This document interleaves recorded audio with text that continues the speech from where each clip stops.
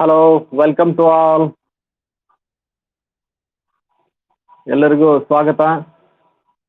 ಇವತ್ತು ಒಂದು ಒಳ್ಳೆಯ ಸುದ್ದಿಯನ್ನು ಎಲ್ಲರೂ ಕೇಳಿರಬೇಕು. ಈಗಾಗಲೇ ಕಾಲೇಜ್ ಪ್ರಾರಂಭ ಆಗುವಂಥ ಸೂಚನೆಗಳು ಬರ್ತಾ ಇದ್ದಾವೆ. ಇದೇ ಮಂಗಳವಾರ ಬಹುಶಃ, ಹೌದಾ, ಕಾಲೇಜ್ ಸ್ಟಾರ್ಟ್ ಆಗ್ತಾವೆ.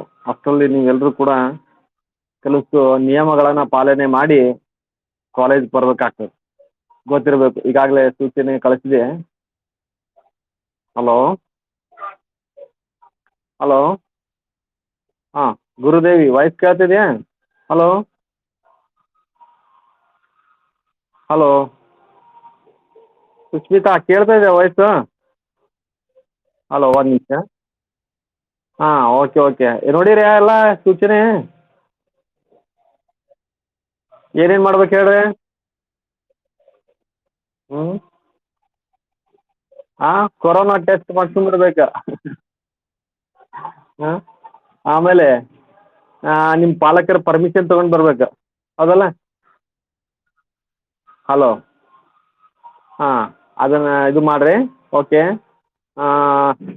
ಇವತ್ತು ನಾವು ಸಣ್ಣ ಕೈಗಾರಿಕೆಗಳು ಮತ್ತು ಆರ್ಥಿಕ ಅಭಿವೃದ್ಧಿಯ ಒಂದು ಅಧ್ಯಯನವನ್ನು ಮಾಡುವಾಗ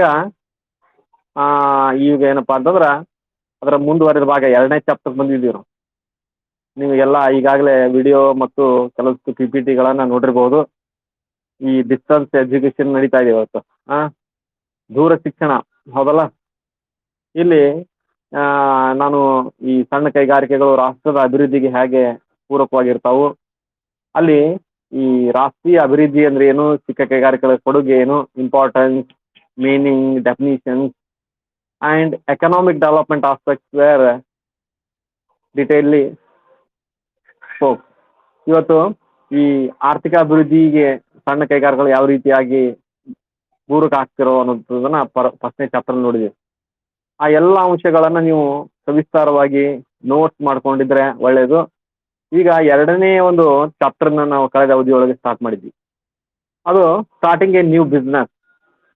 ಇವತ್ತು ವಾಣಿಜ್ಯ ವಿದ್ಯಾರ್ಥಿಗಳಾಗಿ ಅಥವಾ ಅರ್ಥಶಾಸ್ತ್ರದ ವಿದ್ಯಾರ್ಥಿಗಳಾಗಿ ನೀವು ಕೂಡ ಭವಿಷ್ಯದಲ್ಲಿ ಹೊಸ ಒಂದು ಐಡಿಯಾವನ್ನು, ಹೊಸ ಒಂದು ವ್ಯವಹಾರ ಸಂಸ್ಥೆಗಳನ್ನು ಪ್ರಾರಂಭ ಮಾಡೋದು ಹೇಗೆ ಅನ್ನುವಂಥದ್ದನ್ನು ನೀವು ಅಳವಡಿಸಿಕೊಂಡು ತಿಳ್ಕೊಂಡು ಈ ಒಂದು ಅಧ್ಯಯನವನ್ನು ಮಾಡಬೇಕಂತ ಅವಶ್ಯಕತೆ ಇದೆ. ಸ್ಟಾರ್ಟಿಂಗ್ ಎ ನ್ಯೂ ಬಿಸ್ನೆಸ್ನಲ್ಲಿ ನಾವು ಹಲವಾರು ಅಂಶಗಳನ್ನು ನೋಡಿದ್ವಿ. ಅಲ್ಲಿ ಈ characteristics of starting A new business ಅಥವಾ ದ ಪ್ರಾಮಿಸಿಂಗ್ ಬಿಸ್ನೆಸ್ ಐಡಿಯಾ ಅನ್ನೋದ್ರ ಬಗ್ಗೆ ನಾನು ಹೇಳಿದೆ. ಇವತ್ತು ವಿದ್ಯಾರ್ಥಿಗಳು ನೀವು ಉದ್ಯೋಗವನ್ನು ಪಡೆಯೋದಾಗಲಿ ಅಥವಾ ಹಣ ಅಧಿಕಾರವನ್ನು ಗಳಿಸಬೇಕಾಗಿದ್ರೆ ಒಂದು ಯಾವುದಾದ್ರೂ ಒಂದು ಉದ್ಯೋಗವನ್ನು ಪ್ರಾರಂಭಿಸಬೇಕು. ಅಲ್ಲಿ ಆ ಪ್ರಾಮಿಸಿಂಗ್ ಐಡಿಯಾ, ನಿಮ್ಮ ಒಂದು ಪರಿಕಲ್ಪನೆ ಏನಿದೆ ಉದ್ಯೋಗದ ಬಗ್ಗೆ, ವ್ಯವಹಾರವನ್ನು ಮಾಡೋದು, ಲಾಭವನ್ನು ಗಳಿಸುವುದು, ಸಂಶೋಧನೆಗಳನ್ನು ಮಾಡೋದು, ಆ ಮೂಲಕ ಪ್ರಾಫಿಟಬಲ್ ಬಿಸ್ನೆಸ್ ಮಾಡುವಂಥ ಐಡಿಯಾವನ್ನು ನೀವು ರೂಢಿಸ್ಕೊಳ್ಬೇಕಾದರೆ ಎಲ್ಲ ಅಂಶಗಳನ್ನು ತಿಳ್ಕೊಳ್ಬೇಕಾಗ್ತದೆ. ಅಲ್ಲಿ ಆ ಪ್ರಾಮಿಸಿಂಗ್ ಐಡಿಯಾದ ಬಗ್ಗೆ ನಾನು ಈ ಕ್ಯಾರೆಕ್ಟರಿಸ್ಟಿಕ್ಸ್ ಹೇಳಿದೆ, ಲಕ್ಷಣಗಳನ್ನು ಹೇಳಿದೆ. ಅಲ್ಲಿ ಒಂದು ಪ್ರಾಮಿಸಿಂಗ್ ಐಡಿಯಾ ಅಥವಾ ಬಿಸ್ನೆಸ್ ಐಡಿಯಾ ಅಂತಂತಂದ್ರೆ ಅದೇನಪ್ಪ ಅಂದ್ರೆ ಇನ್ನೋವೇಟಿವ್ ಆಗಿರಬೇಕು, ಸಂಶೋಧನಾತ್ಮಕವಾಗಿರಬೇಕು ಮತ್ತು ವೈಶಿಷ್ಟ್ಯತೆಯನ್ನು ಹೊಂದಿರಬೇಕು, ಯುನಿಕ್ನೆಸ್ ಇರಬೇಕು ಅಂತ. ಅದ್ರ ಜೊತೆಗೆ it should solve the problem. ಇವತ್ತು ಪ್ರಾಬ್ಲಮ್ಸ್ ಅಂತ ತಿಳ್ಕೊಂಡ್ರು ಬರ್ತದೆ, ಮತ್ತೆ ಜೊತೆಗೆ ಏನಪ್ಪ ಅಂದ್ರೆ ಪ್ರಾಸ್ಪೆಕ್ಟ್ಸ್ ಅಂತ ತಿಳ್ಕೊಂಡಿರ್ತದೆ. ಇವತ್ತು ಹೊಸದಾಗಿ ನಾವು ಪ್ರಾಸ್ಪೆಕ್ಟ್ಸ್ ಅನ್ನು ರಚನೆ ಮಾಡಬೇಕಾಗಿದ್ರೆ the business idea should solve the problems. ಆ ಒಂದು ಅಂಟಿನಲ್ಲಿ 3ನೇ ಅಂಶವನ್ನು ನೋಡ್ತೇವೆ. ಇನ್ನು 4ನೇದಾಗಿ ಏನಪ್ಪ ಅಂತಂದ್ರೆ ಇಟ್ ಶುಡ್ ಬಿ ಪ್ರಾಫಿಟೇಬಲ್. ಇವತ್ತು ಯಾವುದೇ ಒಂದು ಉದ್ಯೋಗವನ್ನು ನಾವು ಪ್ರಾರಂಭ ಮಾಡ್ಬೇಕಾಗಿದ್ರ ಅಲ್ಲಿ ಏನಪ್ಪ ಅಂತಂದ್ರೆ ಪ್ರಾಫಿಟಬಿಲಿಟಿ ಅನ್ನೋದು ಬಹಳ ಮಹತ್ವದ್ದು. ಪ್ರತಿಯೊಂದು ವ್ಯಾಪಾರದ ಉದ್ದೇಶ ಲಾಭದಾಯಕತ್ವ. ಆ ಲಾಭದಾಯಕತ್ವವನ್ನು ಹೊಂದಿರುವಂಥ ಐಡಿಯಾ ಆಗಿರಬೇಕು ಅಂತ ಅನ್ಬಿಡ್ತೀವಿ. ಇವತ್ತು ಈ ಎಲ್ಲ ಅಂಶಗಳನ್ನು ಒಳಗೊಂಡು ನಾವು what is the promising idea ಅನ್ನುವಂಥದ್ದನ್ನು ನಾವು ತಿಳ್ಕೊಂಡಿದ್ದೀವಿ. ಅದರ ಜೊತೆಗೆ what is the entrepreneur quality or what is a good idea with entrepreneurship ಅನ್ನುವಂಥದ್ದನ್ನು ಕೂಡ ಕಳೆದ ಅವಧಿಯಲ್ಲಿ ಹೇಳಿದ್ದೆ. ಇವತ್ತು ಒಬ್ಬ ಉದ್ಯಮಶೀಲ ವ್ಯಕ್ತಿ ಅಂತಂದರೆ ಅವನಿಗೆ ಕ್ವಾಲಿಟಿ ಏನಿರಬೇಕು, ಅವ ಯಾವ ರೀತಿಯಾದಂಥ ಉದ್ಯಮಗಳ ಪರಿಕಲ್ಪನೆಯನ್ನು ಹೊಂದಿರಬೇಕು ಅನ್ನೋಂಥದ್ರ ಬಗ್ಗೆನೂ ಕೂಡ ಹೇಳಿದ್ದೆ. ಅಲ್ಲಿ ಶುಡ್ ಡಿಫೈನ್ ದ ಮಾರ್ಕೆಟ್. ಅಂದ್ರೆ ಯಾವ ವಸ್ತುಗಳನ್ನು ಉತ್ಪಾದನೆ ಮಾಡಬೇಕು ಅಥವಾ ಯಾವ ಮಾರುಕಟ್ಟೆಯನ್ನು ನಾವು ಆ, ಮುಂದುವರೆದು ಏನಪ್ಪಾ ಅಂತಂದ್ರೆ ಅದನ್ನ ಚೇಂಜ್ ಮಾಡಬೇಕು. ಹೌದಾ? ಡಿಫೈನ್ ದ ಮಾರ್ಕೆಟ್, ಅದು ಬಹಳ ಮಹತ್ವದ್ದು. ಅಲ್ಲಿ ಒಬ್ಬ ಉದ್ಯಮಶೀಲ ವ್ಯಕ್ತಿ ಮಾರುಕಟ್ಟೆಯನ್ನು ಗುರುತಿಸುವುದು ಜೊತೆಗೆ ತನಗಿರುವಂತ ಸಂಪನ್ಮೂಲಗಳನ್ನು ಗುರುತಿಸುವುದು. ಟು ಡಿಫೈನ್ ದ ರಿಸೋರ್ಸಸ್, ಅವನ ಆರ್ಥಿಕ ಸಂಪನ್ಮೂಲಗಳನ್ನ, ನೈಸರ್ಗಿಕ ಸಂಪನ್ಮೂಲಗಳನ್ನು ಎಷ್ಟು ಹೊಂದಿದ್ದಾನೆ ಅನ್ನೋದು ಬಹಳ ಮಹತ್ವದ್ದು. ಅವನಿಗೆ ಲ್ಯಾಂಡ್, ಲೇಬರ್, ಕ್ಯಾಪಿಟಲ್ದ ಅವಶ್ಯಕತೆ ಇರ್ತದೆ. ಅದನ್ನ ಗುರುತಿಸಿಕೊಂಡು ವ್ಯಾಪಾರವನ್ನು ನಿರ್ಧರಿಸುವಂಥದ್ದು ಒಬ್ಬ ಒಳ್ಳೆಯ ಉದ್ಯಮಶೀಲ ವ್ಯಕ್ತಿಯ ಲಕ್ಷಣ. ಅದ್ರ ಜೊತೆಗೆ ಮೂರನೇದಾಗಿ ಏನಪ್ಪಾ ಅಂತಂದ್ರೆ ಅವನು ಈ should define the market competition. ಇವತ್ತು ನನಗೆ ವಿರೋಧಿಗಳು ಯಾರು, ನನ್ನಂತ ವಸ್ತುಗಳನ್ನು ಯಾರು ಉತ್ಪಾದನೆ ಮಾಡ್ತಾರೆ, ಆ ವಸ್ತುಗಳಿಗೆ ನಾನು ಹೇಗೆ ಕಾಂಪಿಟಿಷನ್ ಮಾಡಬೇಕು ಅನ್ನುವಂಥದ್ದನ್ನ ನಾವು ಗುರುತಿಸ್ಕೊಳ್ಳೋದಂಥದ್ದು ಮೂರನೇ ಒಂದು ಅಂಶ ಅಂತ ನೋಡ್ತೇವೆ. ಇನ್ನು ನಾಲ್ಕನೇದಾಗಿ what is next or innovation skill ಅಂತ ಹೇಳ್ತೇವೆ. ಇವತ್ತು ಉದ್ಯಮಶೀಲ ವ್ಯಕ್ತಿ ಮಾರುಕಟ್ಟೆಯನ್ನು ನಿರ್ಧಾರ ಮಾಡೋದು, ಸಂಪನ್ಮೂಲಗಳನ್ನ ಸಂಗ್ರಹ ಮಾಡೋದು ಅಥವಾ ಕ್ರೋಢೀಕರಿಸುವುದು, ಜೊತೆಗೆ ತನಗೆ ವಿರೋಧಿಗಳು ಯಾರು, ತನ್ನ ಉತ್ಪಾದನೆಯ ಇರುವಂತ ಕಾಂಪಿಟಿಷನ್ ಯಾವುದು, ಜೊತೆಗೆ ಅದನ್ನ ಏನಪ್ಪಾ ಅಂದ್ರೆ ಭವಿಷ್ಯದ ಬಗ್ಗೆನೂ ಚಿಂತಿಸಬೇಕಾದಂತ ಅವಶ್ಯಕತೆ ಇದೆ. ಯಾಕಂತಂದ್ರೆ ಇವತ್ತು ಈ ಇಂಡಸ್ಟ್ರಿಯಲೈಸೇಷನ್ ಆರ್ ಇಂಡಸ್ಟ್ರಿಯಲ್ ಎಸ್ಟಾಬ್ಲಿಷ್ಮೆಂಟ್ ಅನ್ನೋದು ಏನಪ್ಪಾ ಅಂದ್ರೆ 1 ವರ್ಷ 2 ವರ್ಷ ಮಾಡುವಂತ ಉದ್ಯೋಗ ಅಲ್ಲ. ಅದನ್ನ 16 ವರ್ಷ ಲೈಫ್ ಟೈಮ್ಗೆ ಏನಪ್ಪಾ ಅಂತಂದ್ರೆ ನಾವು ಅದನ್ನ ಮುಂದುವರ್ಸ್ಕೊಂಡು ಹೋಗ್ಬೇಕಾಗಿತ್ತು. ಅಂತ ಸಂದರ್ಭದಲ್ಲಿ ವಾಟ್ ಈಸ್ ನೆಕ್ಸ್ಟ್ ಅನ್ನುವಂತ ಒಂದು ಕ್ವಶನ್ಸ್ ಏನಪ್ಪಾ ಅಂದ್ರೆ ಬಿಸ್ನೆಸ್ ಎಂಟರ್ಪ್ರಿನರ್ಸ್ ಇರಬೇಕು. ಅವನು ಈ ವರ್ಷ ನಾನು ಒಂದು ಉತ್ಪಾದನೆ ಮಾಡಿದ್ದೀನಿ ಅಂದ್ರೆ ಇದೊಂದು 5 ವರ್ಷಕ್ಕೆ ಅದು ಮಾರ್ಕೆಟ್ ಹಳೇದಾಗ್ತದೆ. ಅದರ ನಂತರ ಏನು ಇನ್ನೋವೇಷನ್ಸ್ ಮಾಡಬೇಕು, ಯಾವ ರೀತಿಯಾದಂಥ ಮಾರುಕಟ್ಟೆಯನ್ನು ಹಿಡ್ಕೊಳ್ಬೇಕು, ಹೊಸ ತಂತ್ರಜ್ಞಾನವನ್ನ ಹೇಗೆ ಅಳವಡಿಸ್ಕೊಳ್ಬೇಕು ಅನ್ನೋಂಥ ಕ್ವಾಲಿಟಿ ಇರಬೇಕು ಅನ್ನೋದ್ರ ಬಗ್ಗೆ ನಾವು ಚರ್ಚೆ ಮಾಡಿದ್ವಿ. ಇವತ್ತು ಆ ಎಲ್ಲ ಅಂಶಗಳನ್ನ ನಾವು ನೋಡಿದ ನಂತರ ಸರ್ಚ್ ಫಾರ್ ಬಿಸ್ನೆಸ್ ಐಡಿಯಾ ಅನ್ನೋದ್ರ ಬಗ್ಗೆನೂ ಹೇಳಿದೆ. ಇವತ್ತು the business idea is A careful analysis of market and it's trends. ಇವತ್ತು ಮಾರುಕಟ್ಟೆಯ ಒಂದು ಅನುಗಮನ ಮತ್ತು ಅದರ ಒಂದು ಈ ಪ್ರವೃತ್ತಿಯ ಒಂದು ಅಳತೆ ಮಾಡುವಂತ ಪ್ರವೃತ್ತಿ ಅಂತ ಹೇಳ್ತೀವಿ. ಇವತ್ತು ಮಾರುಕಟ್ಟೆಯಲ್ಲಿ ಹೊಸ ಹೊಸ ಟ್ರೆಂಡ್ಸ್ ಇರ್ತಾವೆ, ಹೊಸ ಹೊಸ ಬೇಡಿಕೆಗಳು ಇರ್ತಾವೆ. ಉತ್ಪಾದನೆ ಮಾಡುವವರು ಏನಪ್ಪಾ ಅಂತಂದ್ರೆ ತಮ್ಗೆ ಬೇಕಾದಂತ ತಮಗೆ ಅನಿಸಿದಂಥ ವಸ್ತುಗಳನ್ನು ಉತ್ಪಾದನೆ ಮಾಡೋದು ಹಾಗಿಲ್ಲ. ಅಲ್ಲಿ ಮಾರುಕಟ್ಟೆಯಲ್ಲಿ ಅನುಭೋಗಿಗಳು ಯಾವ ವಸ್ತುಗಳನ್ನು ಬೇಡಿಕೆ ಮಾಡ್ತಾರ, ಯಾವ ವಸ್ತುಗಳಿಗೆ ಟ್ರೆಂಡ್ ಇದೆ ಅನ್ನೋಂಥದ್ದನ್ನ ನೋಡಿಕೊಂಡು ನಾವು ಉತ್ಪಾದನೆ ಮಾಡ್ಬೇಕಾಗ್ತದೆ. ಹಾಗಾಗಿ ಅಲ್ಲಿ ಒಂದು market analysis or search for a business idea ಅನ್ನೋಂಥದ್ದು ಕೂಡ ಬಹಳ ಮಹತ್ವದ್ದು. ಅದರ ಕುರಿತಾಗಿ ಹೇಳುವಾಗ ಇವತ್ತು ಸೆಲ್ಫ್ ಎಕ್ಸಾಮಿನೇಷನ್ ಅನ್ನುವಂಥ ಒಂದು ಬರ್ತದೆ. ಇವತ್ತು ಈ ಒಬ್ಬ ಉದ್ಯಮಶೀಲ ವ್ಯಕ್ತಿ ಏನಪ್ಪಾ ಅಂತಂದ್ರೆ ಈ has to self examine or bit of self examination. ಇವತ್ತು ಅವನು ನಾನು ನನ್ನ ಬಂಡವಾಳ ಎಷ್ಟಿದೆ, ನನಗೆ ಎಷ್ಟು ಭೂಮಿ ಲಭ್ಯ ಇದೆ, ಮತ್ತು ನಾನು ಒಂದು ವಸ್ತುವನ್ನು ಉತ್ಪಾದನೆ ಮಾಡಬೇಕಾಗಿದ್ರೆ ಅದಕ್ಕೆ ಕಚ್ಚಾ ವಸ್ತುಗಳು ಎಷ್ಟು ಸಿಗ್ತಾವು, ಅದ್ರ ಜೊತೆಗೆ ನಾನು ಮಾರುಕಟ್ಟೆಯನ್ನು ಹೇಗೆ ಮಾಡಬೇಕು ಅನ್ನುವಂಥ ಒಂದು ಈ ಪುನರ್ಮನನ ಮಾಡುವಂಥ ಅವಶ್ಯಕತೆ. ಅಲ್ಲಿ ಸೆಲ್ಫ್ ಅನಾಲಿಸಿಸ್ ಅದನ್ನು ಮಾಡಿದ ನಂತರ ಏನಪ್ಪಾ ಅಂತಂದ್ರೆ ಅಲ್ಲಿ ಒಂದು ಒಳ್ಳೆಯ ಒಂದು ಈ ವಸ್ತುಗಳ ಒಂದು ಹುಡುಕಾಟ ಪ್ರಾರಂಭ ಆಗ್ತದೆ. ಇವತ್ತು ನಾವು ಮಾರುಕಟ್ಟೆಗೆ ಬೇಕಾದಂಥ ವಸ್ತುಗಳನ್ನ ಅನುಭೋಗಿ ವಸ್ತುಗಳನ್ನು ಉತ್ಪಾದನೆ ಮಾಡಿದರೆ ಮಾರಾಟ ಆಗ್ತದೆ. ಆ ಸಂದರ್ಭದಲ್ಲಿ ಸೆಲ್ಫ್ ಇಂಟ್ರಾಸ್ಪೆಕ್ಟ್ ಅನ್ನೋದು ಬಹಳ ಮಹತ್ವ. ಇವತ್ತು ಮಾರುಕಟ್ಟೆಯನ್ನು ನಾವು ನೋಡಿದ್ರೆ ಇಂಥ ವಸ್ತುಗಳನ್ನು ಉತ್ಪಾದನೆ ಮಾಡಬೇಕು ಅಂತ ನಾವು ಅದರ ಒಂದು ಹೊಸದಾದಂಥ ಡಿಫೈನೇಷನ್ ಮಾಡಿದೆ ಅಂದ್ರೆ ಅವಾಗ ಏನಪ್ಪಾ ಅದು ಬಿಸ್ನೆಸ್ ಸ್ಟಾರ್ಟ್ ಆಗ್ತದೆ. ಅದರ ನಂತರ ಹಲವಾರು ಏನಪ್ಪಾ ಪ್ರಕ್ರಿಯೆಗಳು ಬರ್ತಾವೆ.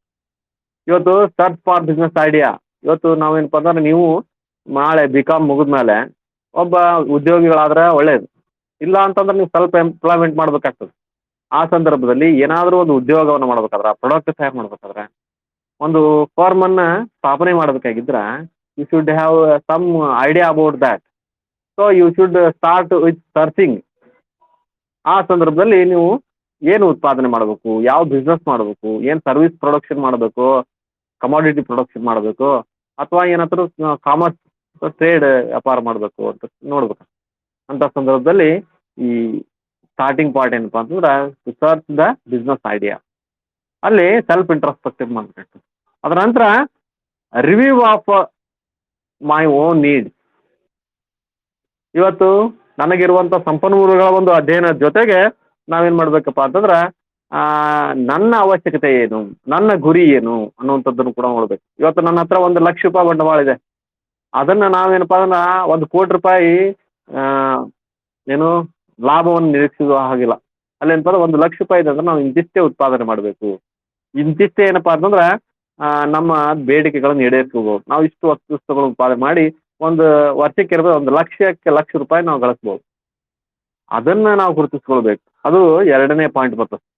ಈ ಸಂಬಂಧವಾಗಿ ಏನಪ್ಪ ಅಂದ್ರೆ ಒಂದೆರಡು ಕ್ಲಿಪ್ಸ್ ಏನಪ್ಪ ಅಂದ್ರೆ ನಿಮಗೆ ತೋರಿಸ್ತೇನೆ. ಅಲ್ಲಿ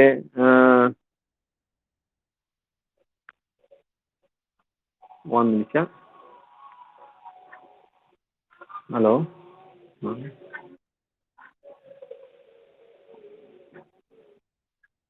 ಹಾಂ, ಇಲ್ಲಿ ಸೆಲ್ಫ್ ಇಂಟ್ರಾಸ್ಪೆಕ್ಷನ್ ಜೊತೆಗೆ to review own personal needs or desires within the firm ಅಂತ ಹೇಳ್ಬೋದು. ಇವತ್ತು ನನ್ನ ಆ, ಸಾಮರ್ಥ್ಯ ಏನು, ನನ್ನ ಏನಪ್ಪಾ ಅಂತಂದ್ರೆ ಕೆಪಾಸಿಟಿ ಏನು ಅನ್ನುವಂಥದ್ದು. ಅಂದ್ರೆ ನಾನು ಉದ್ಯಮ ಆಗ್ಬೇಕಂತ ಮಾಡಿದ್ದೀನಿ, ನಾನು ವ್ಯಾಪಾರ ಪ್ರಾರಂಭ ಮಾಡಬೇಕಂತ ಮಾಡಿದ್ದೀನಿ. ಆ ಸಂದರ್ಭದಲ್ಲಿ ನಾನೇನಪ್ಪ ಅಂತಂದ್ರೆ ಆ ಉದ್ಯಮದ ಒಂದು ಬೇಡಿಕೆ ಜೊತೆಗೆ ನಾನು ನನ್ನ ಕೆಪಾಸಿಟಿಯನ್ನು ನೋಡ್ಕೋಬೇಕು. Personal needs or own capacity ಅಂತ ನಾವು ಹೇಳ್ಬೋದು. ಹೌದಾ? ಅಲ್ಲಿ we should find the relevant product or relevant interest in the business. ನಮಗೆ ಅವಶ್ಯಕ ಇರುವಂಥದ್ದು, ನಮಗೆ ಸಾಧ್ಯ ಇರುವಂತಹ ಒಂದು ಬಿಸ್ನೆಸ್ ಐಡಿಯಾನ ನಾವು ಪ್ರಾರಂಭಿಸಬೇಕಾಗ್ತದೆ. ಇದು ಸರ್ಚ್ ಫಾರ್ ಎ ಬಿಸ್ನೆಸ್ ಐಡಿಯಾದಲ್ಲಿ ಬರುವಂಥ ಎರಡನೇ ಅಂಶ. ಏನು, you should introspect your self or you should introspect with our friends, family and co workers or labourers. ನಾನು ಮಾಡಬೇಕಂತ ಉದ್ಯಮದಲ್ಲಿ ಏನಪ್ಪ ಅಂತ ನಾನು ನನ್ನ ಸುತ್ತಮುತ್ತಲಿರುವಂಥವ್ರು ಅಥವಾ ನನಗೆ ಹಿತೈಷಿಗಳಾಗಿರುವಂಥವ್ರು ಏನಪ್ಪ ಅಂತ ನಾನು ಈ ವ್ಯವಹಾರ ಉದ್ಯಮದ ಒಂದು ಐಡಿಯಾದ ಬಗ್ಗೆ ಕೇಳ್ಬೋದು. ಅದನ್ನು ಮಾಡಿದಾಗ ಏನಪ್ಪ ಅಂತ ನಾವು ವ್ಯವಸ್ಥಿತವಾದಂಥ ಉತ್ಸಾಹಿ ಉದ್ಯಮಗಳಾಗ್ತೀವಿ. ಆ ಸಂದರ್ಭದಲ್ಲಿ you should address and ask them for research and information. ಹೌದಾ? ಅಲ್ಲಿ ಏನಪ್ಪ ಅಂದ್ರೆ ಅವರು ನಿಮಗೆ ಎಷ್ಟು ನಿನ್ನ ಕೆಪಾಸಿಟಿ ಇದೆ, ನೀನು ಯಾವ ರೀತಿಯಾದಂಥ ಉದ್ಯಮವನ್ನು ಪ್ರಾರಂಭಿಸಬೇಕು, ಯಾವ ರೀತಿಯಾದಂಥ ಒಂದು ಈ ಬಿಸ್ನೆಸ್ಸನ್ನು ಮಾಡಬೇಕು ಅನ್ನೋದ್ರ ಬಗ್ಗೆ ಅವ್ರು ನಿಮಗೆ ಐಡಿಯಾವನ್ನು ಕೊಡ್ತಾರೆ. So ask them how much and how to product.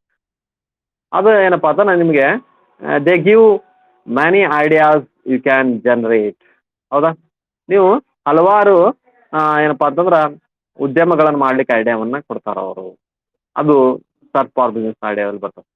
ಇನ್ನು ನಾಲ್ಕನೇ ಒಂದು ಪಾಯಿಂಟ್ ಸರ್ಚ್ ಫಾರ್ ಬಿಸ್ನೆಸ್ ಐಡಿಯಾದಲ್ಲಿ, ನೀವು ವ್ಯವಹಾರಕ್ಕಾಗಿ ಏನಾದರೂ ಒಂದು ಐಡಿಯಾ ಹುಡುಕಾಡ್ತಿದ್ರಿ, ಆ ಸಂದರ್ಭದಲ್ಲಿ ಬರುವಂಥ ನಾಲ್ಕನೇ ಸಮಸ್ಯೆ ಏನಪ್ಪ ಅಂದ್ರೆ go to library or go to magazines or information ಅಂತ ನಾವು ಹೇಳ್ಬೋದು.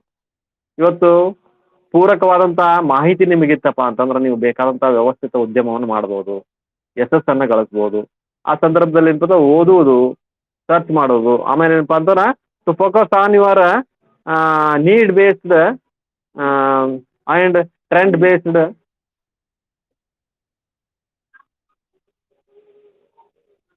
Based information. ಅದಕ್ಕೆ ಸಂಬಂಧಪಟ್ಟಾಗ ಏನಪ್ಪ ಅಂದ್ರೆ ಮಾಹಿತಿಯನ್ನು ಹುಡುಕಬೇಕು. ಅದು ಲೈಬ್ರರಿಗೆ ಹೋಗ್ಬೋದು, ನೀವು ಜರ್ನಲ್ಸನ್ನು ನೋಡ್ಬೋದು, ಮ್ಯಾಗಝಿನ್ಸನ್ನು ನೋಡ್ಬೋದು, ನ್ಯೂಸ್ ಪೇಪರನ್ನು ನೋಡ್ಬೋದು. ಮಾರ್ಕೆಟ್ಗೆ ಏನು ಬೇಕು, ಟ್ರೆಂಡ್ ಏನಿದೆ ಅದನ್ನೆಲ್ಲ ತಿಳ್ಕೊಂಡು ನೀವು ಬಿಸ್ನೆಸ್ ಐಡಿಯಾನ ಹುಡುಕ್ಬೋದು. ಅದ್ರ ಜೊತೆಗೆ you can make research online. ಇವತ್ತಂತರೂ ಈ ಸಮೂಹ ಮಾಧ್ಯಮ ಯುಗ ಇದು. ಇಲ್ಲಿ ನೀವು ಹಲವಾರು ಉದ್ಯಮಗಳನ್ನು, ಹಲವಾರು ಈ ಹೊಸ ಹೊಸ ಐಡಿಯಾಗಳನ್ನು ಏನಪ್ಪ ಅಂತಂದ್ರೆ you can search sites and websites. So you can find opportunity to bounce the idea. ಹೌದಾ? ಇವತ್ತು ನೀವು ಹೊಸ ಹೊಸ ಐಡಿಯಾಗಳನ್ನು, ಹೊಸ ಹೊಸ ಉದ್ಯಮಗಳನ್ನು ಕಂಡುಹಿಡಲಿಕ್ಕೆ ಏನಪ್ಪ ಅಂದ್ರೆ ಆನ್ಲೈನ್ ಬಹಳ ಸೂಕ್ತವಾದಂಥದ್ದು. ಅಲ್ಲಿ ಕೂಡ ನೀವು ಬಿಸ್ನೆಸ್ ಐಡಿಯಾನ ನೋಡ್ಬೋದು. ಅದ್ರ ಜೊತೆಗೆ ಹಲವಾರು ಅಂಶಗಳು ಬರ್ತಾವೆ. You should look around or travel all along. ಹೌದಾ? ಇವತ್ತು ಜಗತ್ತು ಭಾಳ ದೊಡ್ಡದಿದೆ. ಅಂಥ ಸಂದರ್ಭದಲ್ಲಿ ಜಗತ್ತಿಗೆ ಬೇಕಾದ್ದೇ ನೀವು ಮತ್ತು ಜಗತ್ತು ಏನು ಭವಿಸ್ತಾ ಇದೆ, ಅಲ್ಲಿ ನೀವು ಜಗತ್ತಿಗೆ ಹೊಸ ಹೊಸದ ಇನ್ಸ್ಪೈರೇಷನ್ ಮಾಡುವಂಥ ಅಂಶಗಳು ಯಾವ ಇದಾವೆ ಅವುಗಳನ್ನೆಲ್ಲ ತಿಳ್ಕೊಂಡು ನೀವೇನು ಮಾಡಪ್ಪ ಅಂತಂದ್ರೆ ತಿಳ್ಕೊಬೋದು. ಹಾಗಾಗಿ ನೀವು ಹೊಸ ಐಡಿಯಾ ಬೇಕಾಗಿತ್ತಂದ್ರೆ ನೀವು ಒಂದು ಊರಿಗೆ ಹೋಗ್ಬೇಕು. ಅಥವಾ ನೋಡಿರಿ, ಇವತ್ತು ವ್ಯವಸ್ಥಿತವಾಗಿ ಉದ್ಯಮ ಮಾಡೋರು ಯಾರಪ್ಪ ಅಂತ ಊರು ಬಿಟ್ಟು ಬಂದವ್ರೆ. ಹೌದಾ? ಇದ್ದವರು ಸುಖ. ಆದರೆ ಏನಪ್ಪ ಅಂದ್ರೆ ಬೇಲೂರು ಏನಪ್ಪ ವ್ಯಾಪಾರಕ್ಕೆ ಬಹಳಷ್ಟು ಉತ್ತಮ ಅಂತ ಹೇಳ್ತಾರೆ.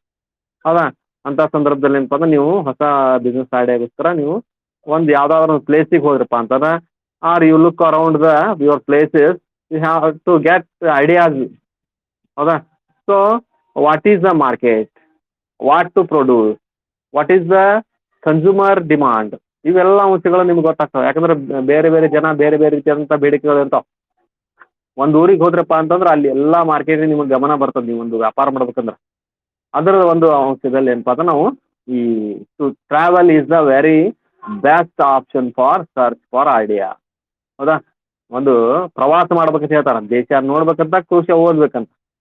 ಅಲ್ಲಿ ನೀವು ದೇಶ ಅಂತಂದ್ರೆ ಬೇರೆ ಬೇರೆ ಕಡೆ ಹೋದ್ರಿ ಅಂದ್ರೆ, ದೇಶ ನೋಡಿದ್ರಪ್ಪ ಅಂತ ನಿಮ್ಗೆ ಏನಪ್ಪ ಅಂದ್ರೆ ಅವರ ಟೇಸ್ಟ್ ಏನು, ಪ್ರಿಫರೆನ್ಸಸ್ ಏನು, ಡಿಮಾಂಡ್ಸ್ ಏನು, ಮಾರ್ಕೆಟ್ ಹೆಂಗಿದೆ, ಈ ಎಲ್ಲ ಅಂಶಗಳು ಗೊತ್ತಾ.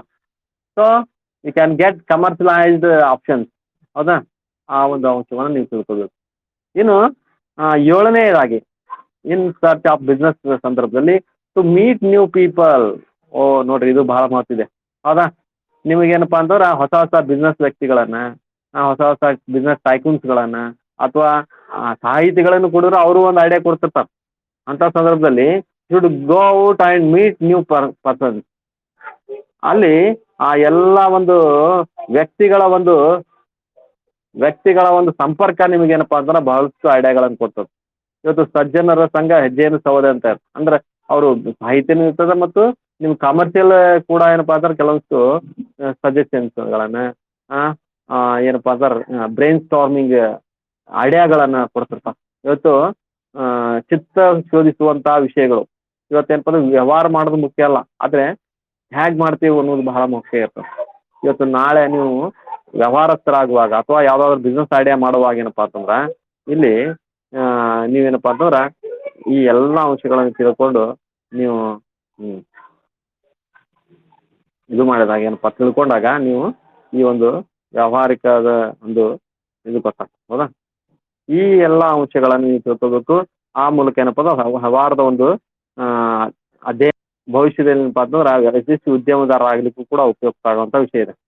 ನೀವು ಎಕನಾಮಿಕ್ಸ್ ಅಂತಂದ್ರೆ ಸಾಮಾನ್ಯವಾಗಿ ಕಾಮರ್ಸ್ ವಿದ್ಯಾರ್ಥಿಗಳು ಏನು ಮಾಡ್ತೀರಿ, ಸ್ವಲ್ಪ ನೆಗ್ಲೆಕ್ಟ್ ಮಾಡ್ತೀರಿ. ಆದರೆ ಎಕನಾಮಿಕ್ಸ್ ಏನಪ್ಪ ಅಂದ್ರೆ ಕಳೆದ ಸೆಮಿಸ್ಟರ್ನಲ್ಲಿ ಶ್ರೀದೇವಿ ಪಟ್ಟಣಶೆಟ್ಟಿ ಮತ್ತು ಇನ್ನೊಬ್ಬ ರಾಜೇಶ್ವರಿ ಬಿರಾದಾರ್ 97 ಮಾರ್ಕ್ಸ್ ಬಂದಿದ್ದಾರೆ. ಹೈಯೆಸ್ಟ್ ಸ್ಕೋರಿಂಗ್ ಮಾಡಿದ್ದಾರೆ. ಸ್ಕೋರಿಂಗ್ ಮಾಡಲಿಕ್ಕೆ ಇರುವಂಥ ಅಂಶ. ಹೌದಾ? ಅದನ್ನು ನೀವು ತಿಳ್ಕೊಂಡು ಏನಪ್ಪ ಅಂದ್ರೆ ವಿಷಯ ಶಾರ್ಟ್ ನೋಟ್ಸ್ ಮಾಡಿಕೊಂಡು ಪ್ರಿಪೇರ್ ಇದ್ರಪ್ಪ ಅಂತಂದ್ರೆ ಒಳ್ಳೆ ಸ್ಕೋರಿಂಗ್ ಮಾಡಲಿಕ್ಕೆ ಆಗುತ್ತೆ. ಹೌದಾ? ಹಲೋ, ಸ್ವಲ್ಪ ಇಂಟ್ರ್ಯಾಕ್ಟಿವ್ ಮಾಡೋಣ. ಹೌದಾ? ದೇವೇಂದ್ರ, ಹಲೋ, ಕೇಳ್ತಾ ಇದೆ? ಹಲೋ ಹಲೋ, ಹಾಂ, ಸುಸ್ಮಿತಾ, ಹಾಂ, ಕೇಳ್ತಾ ಇದೆಯಾ ವಾಯ್ಸು? ಹಾಂ, ವಿಷಯ ಏನು ಅರ್ಥ ಆಗ್ತದೆ? ಇನ್ನು ಇದು ಆನ್ಲೈನ್ ಮಂಗಳವಾರದಿಂದ ಕ್ಲಾಸ್ ಸ್ಟಾರ್ಟ್ ಆಕ್ಕವು, ಕ್ಲಾಸಿಗೆ ಬರುವಂತ್ರಿ ಇದು. ಹೌದಾ? ಹ್ಞೂ. ಆಮೇಲೆ ಏನಪ್ಪ ಅಂತ ಎಲ್ಲ ನಿಮ್ಮ ಫ್ರೆಂಡ್ಸಿಗೆ ಹೇಳಿರು. ಆಮೇಲೆ ಕರೋನಾದ್ದು ಟೆಸ್ಟ್ ಇದು ತರಬೇಕು. ಹೌದಾ? ಪರ್ಮಿಷನ್, ಟೆಸ್ಟು ಮತ್ತು ಪರ್ಮಿಷನ್ ಎಲ್ಲ ರೆಡಿ ಮಾಡಿಕೊಡ್ರಿ ಇವತ್ತು ನಾಳೆ. ಇವತ್ತೆಲ್ಲ ಆಫೀಸ್ ರೆಡಿ ಇರಬೇಕು. ಮತ್ತು ಸೋಮವಾರನೂ ಬಂದಿರ್ಬೋದು ಬಹುಶಃ. ನೀವು ಇವತ್ತು ನಾಳೆ ಮಾಡ್ಕೊಂಡ್ರಂದ್ರೆ ನೀವು ಮಂಗಳವಾರ ಅನುಕೂಲ ಆಗ್ತದೆ. ಹೌದಾ? ಹ್ಞೂ. ಏನು ಕ್ಲಾಸಿಗೇನು ಪರ್ಮಿಷನ್ ಇದೆ ಎಲ್ಲಿ ಮನ್ಯಾಗ? ಹಾಂ, ಕೇಳಿರಿ. ಆಮೇಲೆ ಏನು ತೊಂದರೆ ಇಲ್ಲ. ಇದೇನಪ್ಪ ಅಂತ ನೀವೆಲ್ಲ ಹೆಂಗೆ ಇರ್ತೀರಿ, ಏನು ನಿಮ್ಮಲ್ಲಿ ಇಮ್ಯುನಿಟಿ ಪವರ್ ಜಾಸ್ತಿ ಇರ್ತದೆ. ಹಾಂ, ಸ್ವಲ್ಪ ಏನು ಊಟ, ನಿದ್ದೆ, ಆಮೇಲೆ ಏನಪ್ಪ ವ್ಯವಸ್ಥಿತ ಜೀವನ ಇರಬೇಕು. ತಾನೇ ಏನಪ್ಪ ಅಂತಂದ್ರೆ ಇದೆಲ್ಲ ಏನಲ್ಲ ಇದು. ಹೌದಾ? ಕರೋನಾ. ಹ್ಞೂ. ಇಮ್ಯುನಿಟಿ, ಹಾಂ, ಹೆಲ್ತ್ ಸರಿಯಾಗಿತ್ತು, ಇಮ್ಯುನಿಟಿ ಪವರ್ ಇತ್ತಪ್ಪ ಅಂತಾರೆ ಏನು ತೊಂದರೆ ಆಗಲ್ಲ. ಹೌದಾ? ಹ್ಞೂ. ಎಲ್ಲರೂ ಬರೋ ವಿಚಾರ ಮಾಡಿರಿ. ಆಮೇಲೆ ಏನಪ್ಪ ಅಂದ್ರೆ ಎಲ್ಲ ನಡೀತದೆ, ಮುಂದೆ ಹೋಗ್ತದೆ. ಇಲ್ಲ ಅಂತಂದ್ರೆ ನಿಂತೇ ಹೋಗ್ತದೆ ವ್ಯವಸ್ಥೆ. ಹ್ಞೂ. ಹಲೋ, ವಿಜಯಲಕ್ಷ್ಮಿ, ಹಲೋ, ಕೇಳಿಸ್ತಾ ಇದೆಯಾ? ಹಲೋ, ಹಾಂ. ಮತ್ತು ಯಾರಾದರೂ ನಿಮ್ಮ ಫ್ರೆಂಡ್ಸಿಗೆ ಎಲ್ಲ ಹೇಳ್ಯಾರ ಕ್ಲಾಸಿಗೆ ಇದು ಮಾಡ್ಯಾರ ಅಟೆಂಡ್ ಆಗ್ಯಾರ? ಕೇವಲ 6 ಜನ ಅದೀರಿ, 26 ಜನ ಇದರಲ್ಲಿ ಇಲ್ಲಿ. ಹ್ಞೂ. ಹಾಂ, ಆಯ್ತು. ಆಮೇಲೆ ಇದರಲ್ಲಿ ವಿಡಿಯೋ ಬರ್ತದೆ ಇವತ್ತು ಸಂಜೆ ಅಥವಾ ನಾಳೆ ಮುಂಜಾನೆವರೆಗೆ. ಆ ವಿಡಿಯೋನು ನೋಡಿರ್ಬೇಕಾದ್ರೆ ನಿಮಗೆ ಇದು ವಿಷಯ ಬೇಕಾಗಿತ್ತಂದ್ರೆ. ಕಾವ್ಯ ಪುರೋಹಿತ್. ಹಲೋ. ಬರೇ ಲೇಡಿ ಅದಿರಿ, ಹುಡುಗಿಯರು ಅದಿರಿ, ಹುಡುಗರು ಇಲ್ಲ, ಒಬ್ಬನೇ ಇದೇನೋ ಅದಾನ. ಹೌದಾ? ಹಲೋ ದೇವೇಂದ್ರ. ಹಲೋ. ಹಾಂ, ಎಲ್ಲಿಂದ ಬರ್ತೀರಿ? ಇಲ್ಲೇ ಮುದ್ದಾಳ? ಬೆದರ್ಕೋಟಿ. ಆಯ್ತು, ಅವು ಎಲ್ಲ ಕ್ಲಾಸ್ ಬರ್ಬೇಕಂತಂದ್ರೆ ಇದು ಕೊರೋನಾ ಟೆಸ್ಟ್ ಮಾಡಿಸ್ಬೇಕು. ಮಾಡಿಸ್ಕೊಳ್ರಿ, ಏನು ತೊಂದರೆ ಇಲ್ಲ, ಅದೇನು ಭಾಳ ಡೇಂಜರ್ ವಿಷಯ ಅಲ್ಲ. ಹ್ಞೂ, ಮಾಡಿಕೊಂಡು ಎಲ್ಲ ಪ್ರಿಪೇರ್ ಆಗಿರಿ, ಕ್ಲಾಸಿಗೆ ಬರ್ರಿ. ಹ್ಞೂ, ಮತ್ತು ಹೆಚ್ಚು ಕಡಿಮೆ ಏನಪ್ಪ ಅಂದ್ರೆ 9 ಎಕ್ಸಾಮ್ ನಡೀತಾವೆ. ಇದು ಮಾಡೋಣ. ಹ್ಞೂ, ಓಕೆ. ಇನ್ನು ಮತ್ತೇನಪ್ಪ ಅಂದ್ರೆ ಬಹುಶಃ ನೋಡು, ಕ್ಲಾಸ್ ಸ್ಟಾರ್ಟ್ ಆಗೋದ್ರೆ ನೇರವಾಗಿ ಭೇಟಿ ಆಗೋಣ. ಇಲ್ಲ ಅಂತಂದ್ರೆ ಮತ್ತೆ ಕ್ಲಾಸಿಗೆ ತಿಳ್ಕೊಳ್ಳೋಣ. ಓಕೆನಾ? Okay, good day. ಓಕೆ.